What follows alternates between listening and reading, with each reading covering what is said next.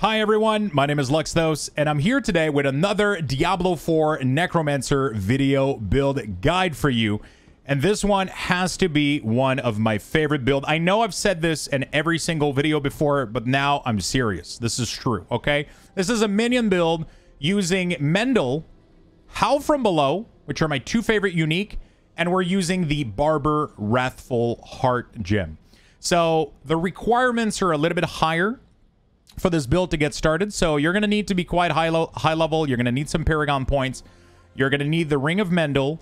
You're going to need Howl from Below, although the Howl from Below could be optional, but the Barber gem is required. So this ring here with the Barber gem, and you're going to be set. This build is going to slap. So shadow damage over time, corpse explosion, minion, bone storm, almost infinite blood mist, and just giga damage, AoEing, exploding across the battlefield with the Barber gem and the Ring of Mendeln. Absolutely amazing. Crazy, crazy build. I've been having a ton of fun with it, and I've been clearing higher keys than I normally would at this level, so it's been really, really fun. There is a stronger version of this build, so I want to get that out of the way right now. There is a stronger version of this build that uses Bone Prison with a specific aspect that allows Bone Prison to pretty much guarantees you lucky hit at 100% chance, which makes Ring of Mendeln giga proc and one-shot everything.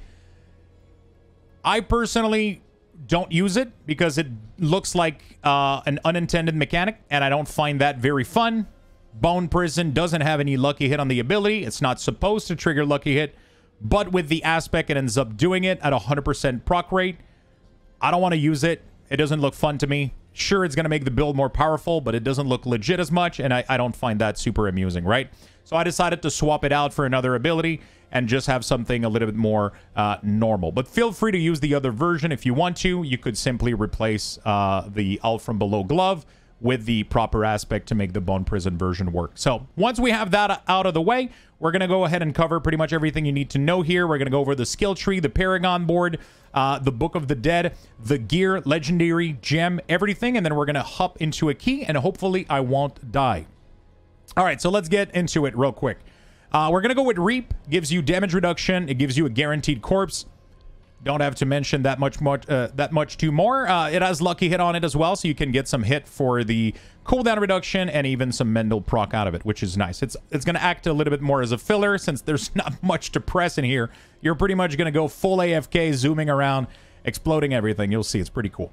You'd Flesh, 3 points to generate additional corpse. Blood Mist with additional corpse generation here because we like it. We like more corpse explosion. 5 points into corpse explosion with the Blighted Corpse. 3 point for Skeletal Warrior Mastery so they don't die too much. Although we'll talk about that a little bit later. It's not too bad if they die because they'll get auto-summoned back. So Grim Harvest, 1 point to get Fueled by Death for 3 points. We're going to go 2 into Death's Embrace for a little bit of damage reduction and extra close damage. 3 points into Amplified Damage. Decrepify with 1 point into Decrepify with the cooldown reduction. 3 points into Skeletal Mage Mastery. We're going to go into Corpse Tendril, 1 point, and Plague Corpse Tendrils for the Vulnerable. 3 point into Necrotic Carapace because your Reaper generating Corpse is going to give you almost Perma Fortify. We're going to go with 1 Reaper, 3 Gloom, and 3 Terror, with also 1 into Crippling Darkness. Gloom is my favorite choice for the necklace for the passive because every point in here gets multiplied by 3, so 2% damage, stacking 3 times is 6%. If you get 3 from your neck, that's going to be a lot of damage increase for your shadow damage, for your Shadow Blight, and for your Corpse Explosion. So, love the Gloom talent here. We're going to go with Inspiring Leader for the attack speed and Death's Defense so that your minion don't get one-shotted. We don't really need them to heal that much because they're pretty much going to get 3 hit anyway. 3 to 4 hit. And they're going to respawn automatically with one of your new gem. So your new hard gem. We're going to go with Bone Spear. We're going to transfer it to Shadow Damage in order to trigger some sweet Lucky Hit and Shadow Blight. So Shadow Blight, obviously, to make the whole build work. We're going to get some Reaper Corpse generation here. We're going to get some Shadow Mage, additional Bolt. And we're going to sacrifice the Golem for some additional crit damage. For the Paragon board, very straightforward as well. We're going to go for the control node. As you can see, my Paragon board isn't optimized at all right now. I'm missing mostly all of my renown, and I'm missing 10 levels, which is, I mean, technically 9 and 2 points, right? So I'm missing a lot of Paragon points. We don't have everything fully optimized, but there's going to be a link in the description below with the entirely written guide with all the details and all the information. And if you have any question, you can also post them in the comment section down below. So we're going to go for control for the starter board. We're going to go with Flesh Eater, and we're going to go with Amplify. As you can see, still not triggered, missing a lot of optimization here, which means the build can scale up even more, right? So Amplify here in the Flesh Eater board. The next one is going to be the Wither board. We're not going to go for the Legendary node, though. We're going to simply go for the Shadow damage over time with Scourge here, and we're going to get some Shadow damage additional and damage to afflicted by Shadow damage, which is going to be really, really nice over on this board. And then we're going to go into Scent of Death, and we're going to grab all that sweet critical strike, that sweet armor, and we're going to go into Exploit here for additional vulnerable damage. Once we get this leveled up, it's going to give us quite a lot of vulnerable damage with all the Dexterity node. So this is going to be pretty nice. And we're going to move on to Cult Leader, which we're not going to grab. We're only going to come here for the damage reduction. So damage reduction here that we're going to increase with Dead Razor. You don't care about the damage of your minion. We're only picking this node for the 10 intellect to activate the node, right? So that's why we're not picking any of these, because your minion are going to do negative damage. They're only here to trigger the Ring of Mendel, or to actually release it, because you're triggering it with your lucky hit, and then they're releasing it with their attack. That's kind of a weird way to put it, but your minion damage doesn't matter at all. It is all your damage, except that it's kind of look cool because you have minion doing it, right? So it's pretty neat. We're going to finish it off all the way down here, get that critical strike here, and move on to the next board here.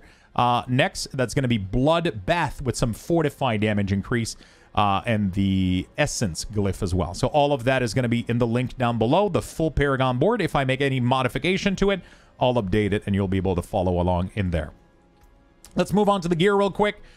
For the helm and the boots, you're going to need Skeletal Mage increase by 2. So put whichever one you want on whichever you want.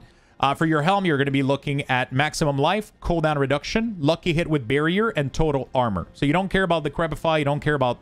You could have stats if you wanted, because the Paragon board is pretty greedy on stats. So that's a good way to get additional stats to maybe trigger some additional node. But cooldown reduction, lucky hit, maximum life, and some total armor would be pretty great on there. On your chest and on your leg, you're going to be going for your defensive legendary, which is going to be Disobedience, and the Shielding Storm legendary to give you a barrier of absorb every time you pop Bone Storm, right? So what we're going to do here is you're going to get as much defensive stats as possible. I recommend that you go for total armor and maximum life, and then 2 damage reduction node. Doesn't really matter which one.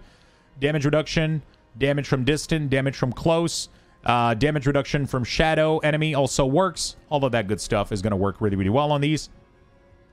So that these are going to be pretty much the same stats for both of them. So you're going to go for that sweet damage reduction with armor and total and maximum life and total armor. For the boots, you're going to go for dodge chance, movement speed, and then make sure you get max evade charges if you can. That's going to be really nice. And then you're going to go for pretty much stats or whatever you want on the boots. It doesn't really matter that much. Corpse Tendril doesn't matter too much because you're going to be pressing the ability, but it's pretty much going to auto-cast itself. It's going to be kind of crazy. I mean, this is still nice having Corpse Tendril. You can use it even more often, so it's not a bad thing to have, but it won't matter that much. So focus on the dodge chance and the movement speed, and then you can get Corpse Tendril and maybe an additional stats like Dex, Willpower, Intelligence, depending on what you're missing in your board to enable one of the rare nodes.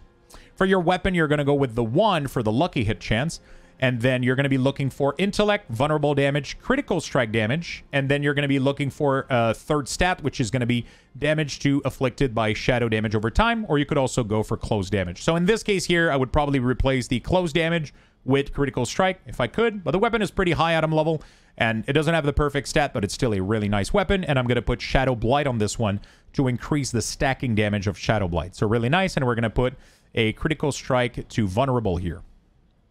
We're going to put Ruby in the rest of our gear, right? In the offhand, this is really, really cool because you're going to be looking at some damage, some cooldown reduction. So you can get cooldown reduction implicit on the offhand. and then you can get it again on the item. You can get some lucky hit here. Maximum minion life is going to be really good here, and all stats is also really good on there, so you can help with your Paragon board. So I would just replace the willpower here with lucky hit if I could, and this would be like probably the perfect offense for me. And then we're going to use pretty much the Corpse Tendril legendary power here. You pretty much for your wand, your weapon, your offense, and your first ring, it doesn't really matter where the power are going. It just, you know, like they're all going to have the same value. So pretty much it's Bone Storm, Shadow Damage, Corpse Tendril, and the Shadow Blight stacking, right? So for the ring, we're going to go here. I have Bone Storm Shadow on this one, and I am using the Decrepify Aura. You can get a 1 or a 0. Anything over that is not really going to work because you're not going to have it for bosses. But a 1 or 0 is really nice, and then get it as high as you can for the ring. That's going to be really good. I mean, it doesn't really matter. The gems are where in your accessories as long as you have Decrepify, Auto Corpse, and Barber. That's all that matters. For the ring, lucky hit, critical strike chance, critical strike damage, vulnerable damage, max minion life is also pretty nice. Those are going to be good. Raw shadow damage also can be nice. So those would be really, really good rings. And then you're going to have your Ring of Mendel, obviously. This is the biggest portion of your damage, which gives you, again, lucky hit, max minion life, and some minion attack speed, which is pretty good. And also Thorn. Thorn triggers lucky hit. So when a minion get attacked, the thorn that they reflect has a chance to trigger lucky hit, which makes this ring perfect because you don't need Thorn on anywhere else in your gear. Otherwise, you would have to put it somewhere, but this one takes care of it, which is really, really nice. On the necklace, you're looking at maybe Gloom passive, Amplify damage. Pretty much anything fueled by death would also work. Gloom just happens to have the highest amount of throughput for your shadow damage. The other one would be more global, so they would also increase Ring of Mendel damage. So Amplify, fueled by death, all of these would be pretty nice if you have those on a neck. I like Gloom. That's the one I found, and it also works with my color, so I'm not being too picky right now for the Hearts gem. Pretty much go with whatever you want on there. I would re-roll the Darkness skill on this one to cooldown reduction, but it costs so much gold right now to re-roll it that I'm probably going to cry if I re-roll this one again.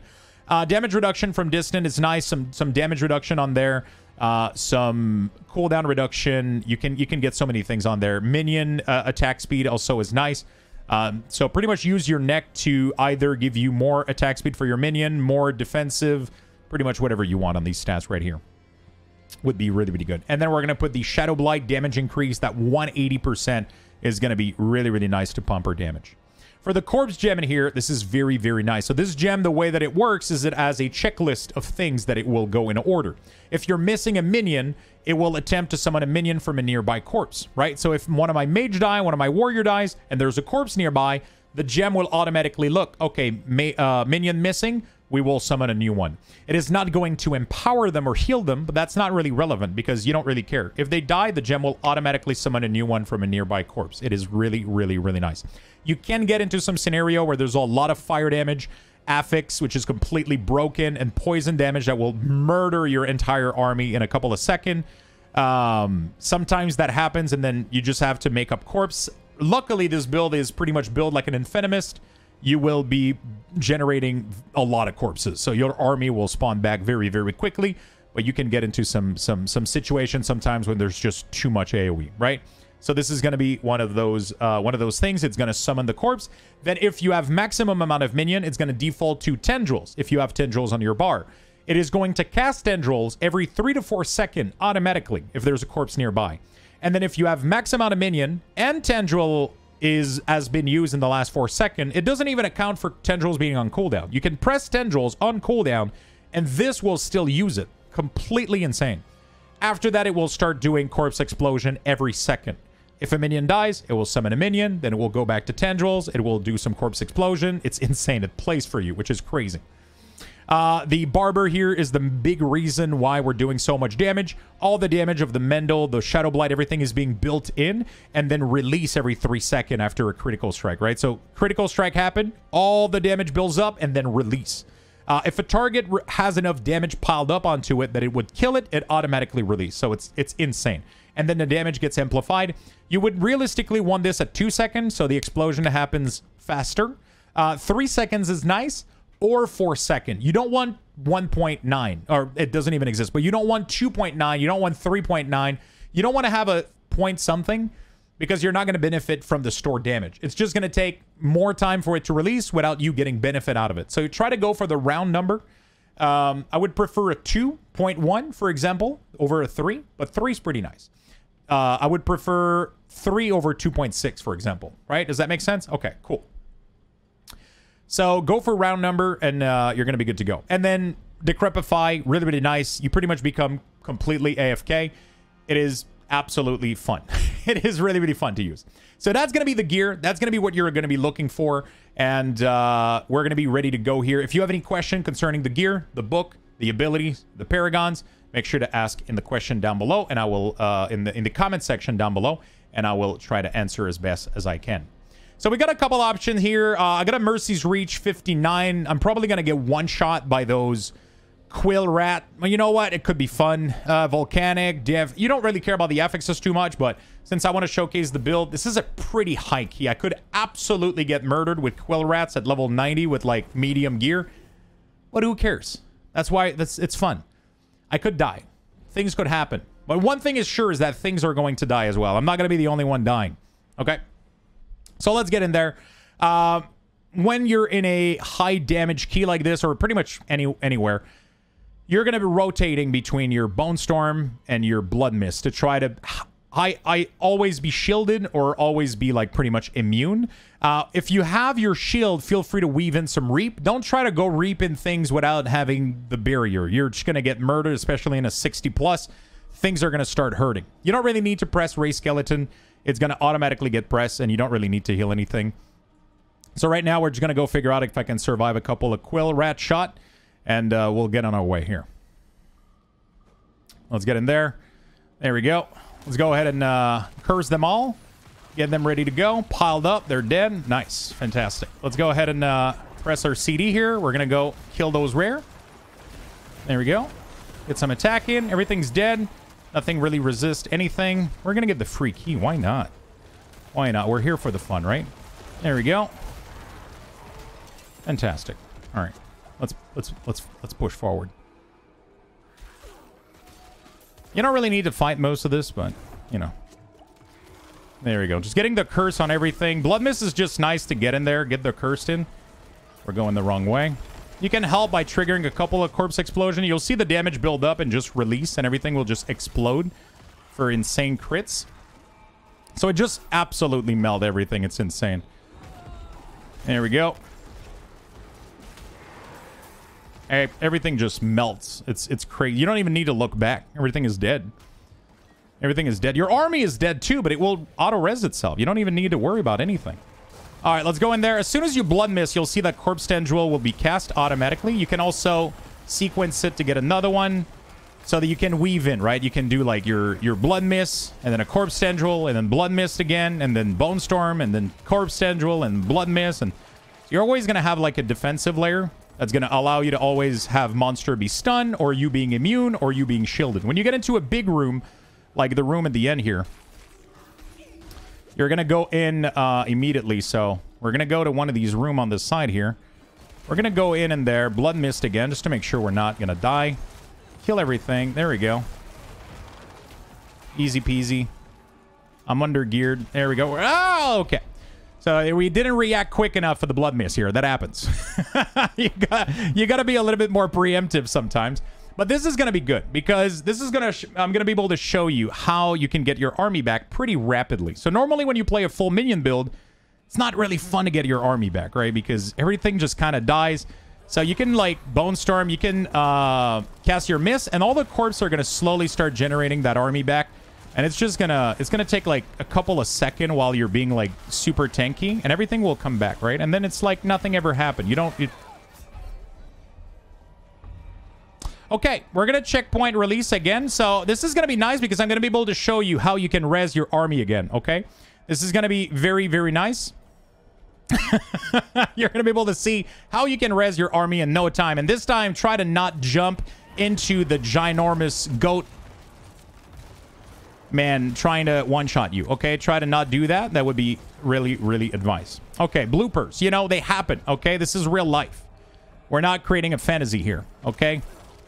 We're playing a real build with real people with real gear. Okay, we're going to Blood Mist first thing. Then the tendrils should happen here, and then we'll be good to go and safe, and everything is going to melt. See, it's easy. You don't need to worry about it. We're going to Blood Mist again.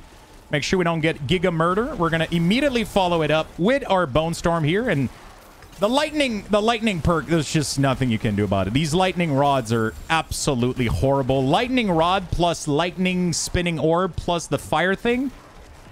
It doesn't matter what build you play, okay? It's just, it's not fun, okay? It's not fun. So we're just going to try to get out of danger while our minions are finishing off this goat here. There we go. Fantastic. Fantastic. Just going to get out. There's so much fire. There we go. We're going to help them out a little bit. They just need a little bit lucky hit, and we're going to be fine. Okay. Let's grab the orb. Let's go back to the thing. Listen, this is a real-life example, okay? Like, people sometimes will show their best run. I'm going to show you my worst one, okay? Then you'll see that even in my worst run, we're still doing okay. The build is extremely fun. It's super, super... it's just that this dungeon specifically can be very, very deadly with its physical attack. It has a lot of range unit that will poke you from very far. So you got to be extremely careful.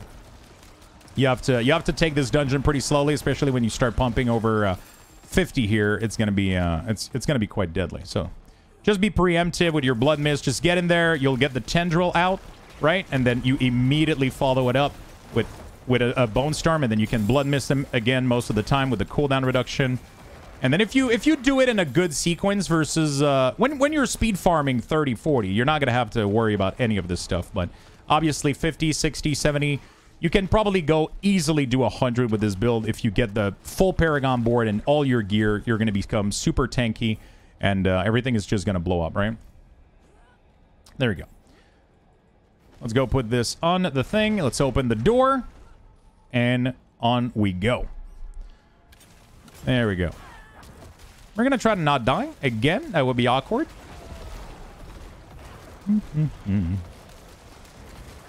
So it's pretty much, you just run around, make sure everything is Decrepify on it from just moving through, and just help your minion by casting some Corpse Explosion, cast some Tendril, make sure you're always safe with either Barrier or Blood Mist.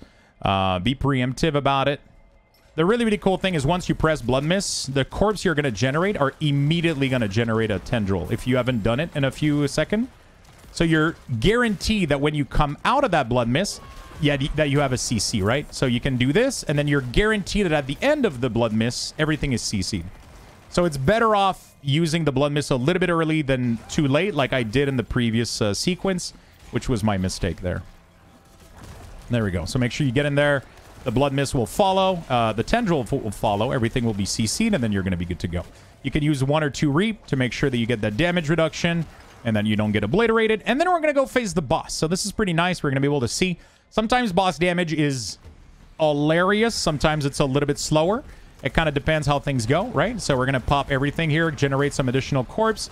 We're going to pop those corpses so that they run after the boss. And they're all going to run after the prison barrier because... this is the beautiful AI, and then he just gets randomly crit for 11 million, because that's how this build works. We just did a giga amount of damage, and it all built up, and it all exploded, and it's fun. It's great. It's super. I did die twice, but I hope you guys were able to see how powerful this build can be. You have a lot of control, a lot of defensive layer with your Bone Storm, and you have a crazy, crazy defensive layer with the Blood Mist and the Bone Storm, which is going to be like an Infinimus build. But you get giga amount of damage with the Mendeln ring and all the damage over time and the corpse explosion. It is so fun when you play it correctly and not like me. It's amazing. You just start melting absolutely everything on the map, and you have so much control over your survivability as long as you're paying attention to what you're doing. It is really, really fun.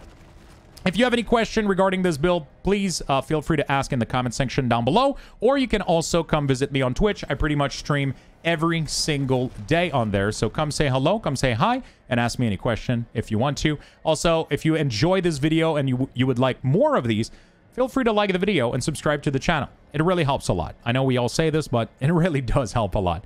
In the meantime, my friend, I hope to see you on Twitch, in the comment section, or maybe in Sanctuary. Bye-bye, my friend.